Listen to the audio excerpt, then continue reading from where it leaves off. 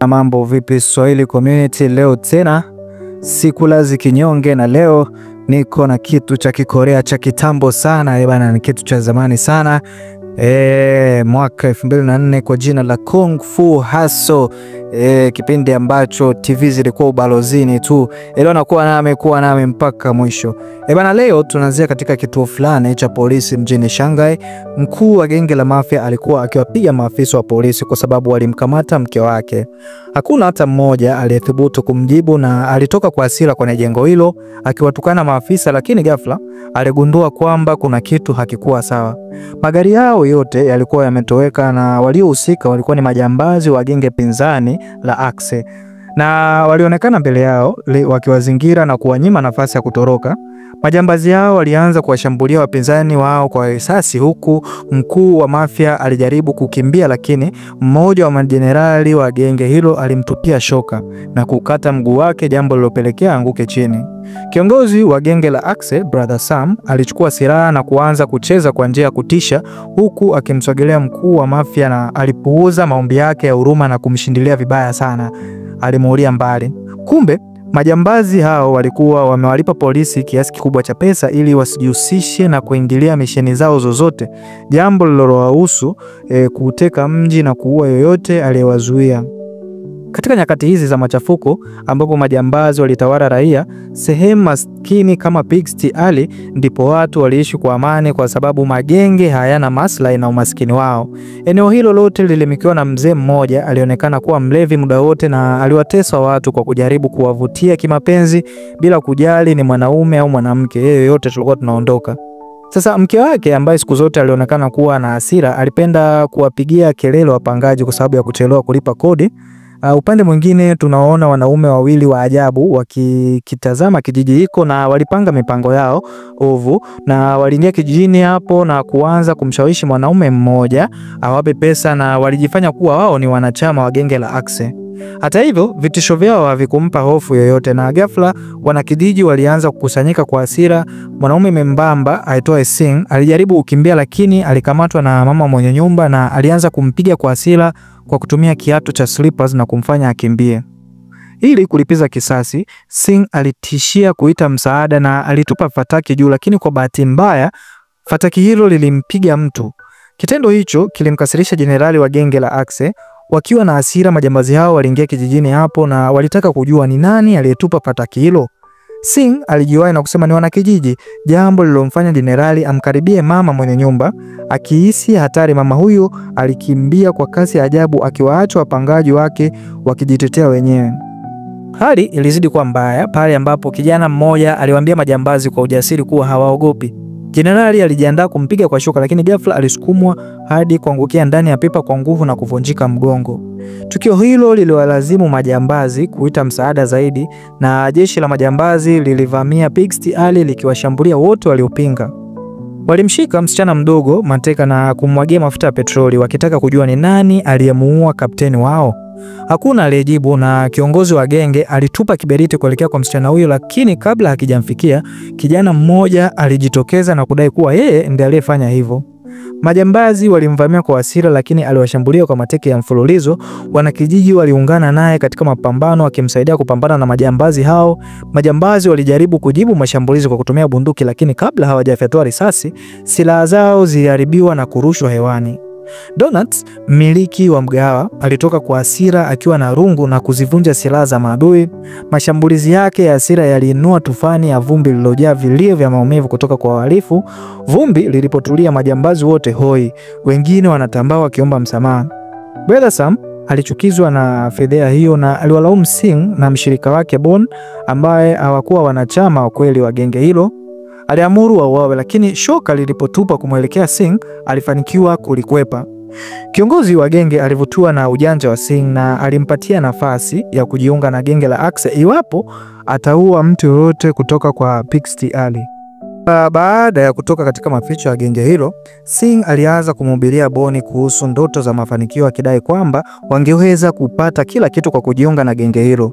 Boni alihoji ni namna gani wangeweza kumuua mtu yoyote kutoka Pixty Alley ili hali watu wote wa pale wanaonekana kuwa na nguvu za ajabu. Sing alifichua kuwa alijua kung fu, Alisema kipindi alipokuwa mtoto alitumia akiba yake yote kununua kitabu kutoka kwa ombaomba aliyedai kwamba kingempa nguvu kubwa. Badala ya kusoma kuwa daktari, Singh alijifunza kung fu ili kulinda dunia dhidi ya uovu. Siku moja alimuona msichana bubu akiteswa na aliamua kumsaidia, lakini alipigwa vibaya na kuaibishwa. Tangu siku hiyo, Singh aliamini kwamba watu wema hawawezi kushinda katika dunia hii na akaapa kuwa lazima awe mtu mbaya ili afanikiwe. Sasa tukirudi present day, tunamwona Singh akienda kwenye gari la kuuza ice cream na alijifanya mteja, kisha alichukua koni za ice cream na kukimbia huku akicheka. Msichana aliyekuwa bubu alimkimbiza kwa kukata tamaa na Singh alikimbia na hizo ice cream. Tukirudi kwa Brother Sam, yeye aliwaajiri wauaji wa kulipwa ili kulipiza kisasi dhidi ya Pigsty Alley. Ingawa walikuwa vipofu, wanaume hao wawili walijulikana sana katika ulimwengu wa uhalifu kwa uwezo wao wa kuua kwa kutumia muziki. Waliposifiwa kuwa wauaji wenye nguvu zaidi, wao kwa unyenyekevu walikiri kuwa kuna mmoja mwenye nguvu zaidi, The Beast, ambaye kwa sasa amefungwa katika hospitali ya wagonjwa wa akili. Usiku mmoja wa wapiganaji wa kijiji alijaribu kuondoka ili kuepuka mapigano zaidi, lakini alisikia muziki ukichezwa. Vitu vilivyokuwa nyuma yake vilikatwa kwa mawimbi ya sauti, na kabla hajachukua hatua yoyote alikatwa kichwa na ikawa ni mwisho wa habari yake. Wakati huo huo, mpiganaji mwingine alishambuliwa kwa ghafla na mwanamuziki wa pili na alipambana vikali wakivunja majengo huku wakipigana. Mwanamuziki wa kwanza aliungana katika mapigano na mpiganaji kwa jina la Tol alirushwa mbali na mawimbi ya sauti, lakini kabla hajamalizwa Donut aliwasili na kumwokoa akitumia mkuki wake kuzuia mashambulizi. Donut aliyakata mawimbi ya muziki huku akimkaribia muuaji. Alipowafikia alitupa kwa nguvu, lakini uligonga ukuta na kumrudisha nyuma kwa nguvu. Wauaji walipopata tena nguvu walitoa mashambulizi mengine makali ya sauti. Thor alimsukuma Donut mbali na kuchukua mapigo la mauti yeye mwenyewe. Kabla wauaji hawajamaliza kazi yao, mama mwenye nyumba alipiga kelele kwa nguvu iliyovuruga mawimbi ya sauti. Sasa wauaji walihisi uwepo wa adui mwingine mwenye nguvu na walianza kumfuatilia, lakini ghafla mwenye nyumba alishuka kutoka angani. Walijaribu kumpiga ngumi, lakini mapigo yao yalirudi kwao, wakijigonga wao kwa wao. Mwenye nyumba aliwakamata na kuwatwisha kwa nguvu, kisha aliwazungusha na kuwatupa kama midoli. Wauaji walijibu kwa mashambulizi hatari na walikusanya mifupa kupitia mawimbi ya muziki, lakini mama mwenye nyumba alijibu kwa kilio chake kikali akiwarusha wauaji mbali.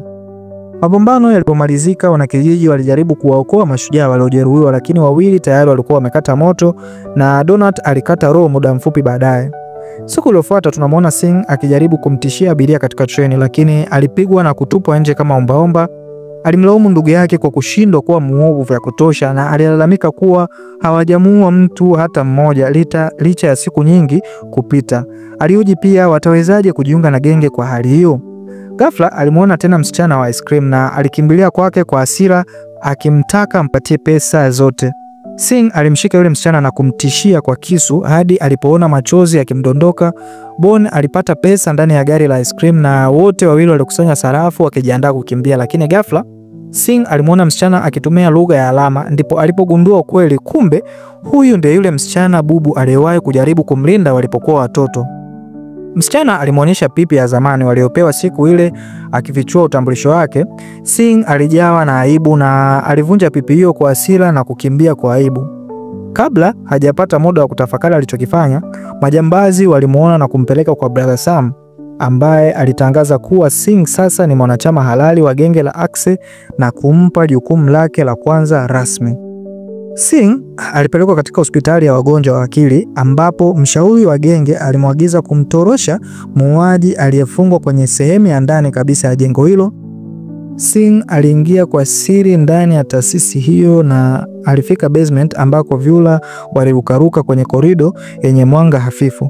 Alichomoa kufuli na kufungua mlango mzito, lakini ndani alikuta mzee mmoja ameketi kwa utulivu juu ya choo.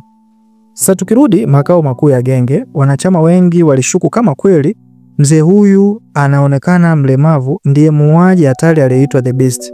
Mshauri aliwaeleza kuwa kiongozi wa genge anataka watu wawili wauawe na yuko tayari kulipa chochote kile, lakini bado hawana uhakika kama huyu ndiye mtu sahihi. Mmoja wa majambazi alitoa bunduki na kumwelekezea mzee huyo, lakini Beast alichukua taratibu na kuielekeza kichwani mwake na kupiga risasi. Lakini cha ajabu ni kwamba alikamata risasi katikati ya vidole vyake na kila mtu alishangaa kwa mshangao mkubwa. Beast alikanyaga sakafu kwa nguvu, jambo lilosababisha mshtuko mkubwa wa mawimbi uliopasua sakafu na kutoboa ukuta. Watu walikimbia kwa hofu wakitoka kwenye kasino hiyo. Beast aliruka juu na kutua karibu na meza ambayo ilikuwa imekaliwa na watu wawili, na si wengine bali ni mama mwenye nyumba na mwenye nyumba. Walikuwa wamekuja kulimaliza genge la Axe na kulifutilia mbali. Wawili hao walimkabidhi Brother Sam kengele ya mazishi kama zawadi, jambo lililomkasirisha sana. Mama mwenye nyumba alipiga teke na kupasua meza, huku mwenye nyumba alipiga teke na moja kwa moja usoni kwa Beast, lakini mzee huyo haonyeshi hata kushtushwa hata kidogo. Wawili hao walimshambulia kwa pamoja kwa miondoko ya hatari sana, lakini walizidiwa kwa urahisi na kurushwa mbali kwa nguvu. Beast alianza kumpiga mwenye nyumba kwa mashambulizi ya mfululizo, na licha ya kujitahidi kukwepa, aligongwa ukutani kwa nguvu. Au mwenye nyumba alijibu kwa kutoa sauti kali, yani Lion's Roar, ikituma mawimbi chumbani kote, lakini Beast hasogei hata kidogo. Aligundua ukubwa wa nguvu za adui yao na alivunja kengele kubwa ya mazishi na kuibadilisha kuwa kipaza sauti. Kisha akatoa Lion's Roar nyingine, ikizua mawimbi ya sauti yaliyomrusha Beast upande wa pili wa chumba na kupasua jengo zima kwa kimbunga. Cha kushangaza ni kwamba Beast bado yuko hai, akijikokota sakafuni. Aliifanya kushindwa na kuomba msamaha, lakini wawili hao walipolegeza ulinzi wao, aliwachoma kwa visu vyenye umbo la ua. Wote watatu walijikuta wakiwa katika mzozo mkali wa kupimana nguvu. Brother Sam alimwagiza Singh kuwamaliza kwa kuwapiga kwa rungu. Singh akiwa na wasiwasi alipiga, lakini badala ya kuwapiga wezi hao, alimpiga Beast kichwani. Pigo hilo lilichochea mashambulizi ya hasira kutoka kwa Beast, ambaye aliwatupa wezi hao mbali, kisha akaanza kumpiga Singh kwa nguvu, akimgonga kichwa chake chini, lakini kwa ukatili mkubwa sana. Jambo la ajabu lilitokea ghafla. Wezi hao walitoweka. Walikuwa wamefanikiwa kumwokoa Singh kwa siri na kumkimbiza hadi Pixty Alley, na walijaribu kumtibu kwa kutumia mitishamba. Kwa mshangao wao, licha ya majeraha makubwa, Singh bado yuko hai. Waliamini kuwa uwezo wake wa ndani hatimaye ulikuwa umeanza kuamka. Wakati huo majambazi walivamia Pixty Alley ambayo sasa haina watu. Beast alikuta mabaki ya bandeji zinazofanana na ganda la kipepeo na aligundua kuwa jambo kubwa limetokea. Ghafla, Singh alirudi akiwa mtu mpya kabisa mwenye nguvu za ajabu. Majambazi wa genge walimrukia kwa hasira wakitaka kumwangamiza, lakini Singh alikwepa mashambulizi yao kwa urahisi na kuwarusha hewani kwa nguvu isiyo ya kawaida. Alipiga mateke aliyowarusha hadi juu ya paa, wengine aliopenyeza kwenye ukuta na kuvunja genge lote kwa nguvu zisizo za kibinadamu. Sasa ni Beast tu aliyebaki. Singh alimvamia kwa mvua na ngumi ya mateke yaliyomwangusha mzee huyo chini kwa kishindo, lakini Beast hakuonekana kuumia. Beast alijibu mapigo hayo kwa kushika ngumi za Singh na kuzindua shambulizi jipya la frog style lenye nguvu kubwa, likimtupa Singh kupitia majengo kadhaa hadi angani. Singh alipopaa alirejesha udhibiti wa mwili wake hewani na kuona maono ya sanamu kubwa la Buddha iliyojitokeza mawinguni. Aliweka mikono yake pamoja na kushuka kwa kasi ya radi, mikono yake ikiwa imezungukwa na moto kama kimondo. Alishuka chini na kutumia mbinu yake ya mwisho, Buddhist Palm, ikimkandamiza Beast chini kwa nguvu za ajabu.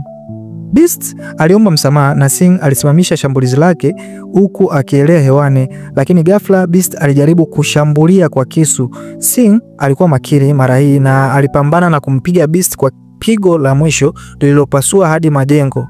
Beast alipiga magoti mbele ya Singh na kujisalimisha. Hatimaye alikuwa amekubali kuwa amepatikana mtu mwenye nguvu zaidi yake. Baadaye kidogo, msichana wa ice cream akiwa anasukuma gari lake mjini aliona duka jipya la pipi, na alipokaribia alimuona Bon akifanya kazi kama msaidizi wa duka. Singh alitoka nje na alitabasamu. Alimkaribia kwa upole na macho yenye joto. Msichana naye alitabasamu. Wote wawili walikumbuka tukio lile la zamani walipokutana kwa mara ya kwanza. Singh alimkaribisha ndani ya duka na hatimaye alikuwa amefanikiwa kuwa mtu aliyetamani kuwa katika maisha yake yote. Bana, unaikumbuka? Bana, una mawazo gani kuhusu hii movie ambayo tumeamua leo kukuletea? Basi usisahau kutupa support, kuweza kusubscribe channel yetu ili kitoka kazi nyingine basi uwe nasi.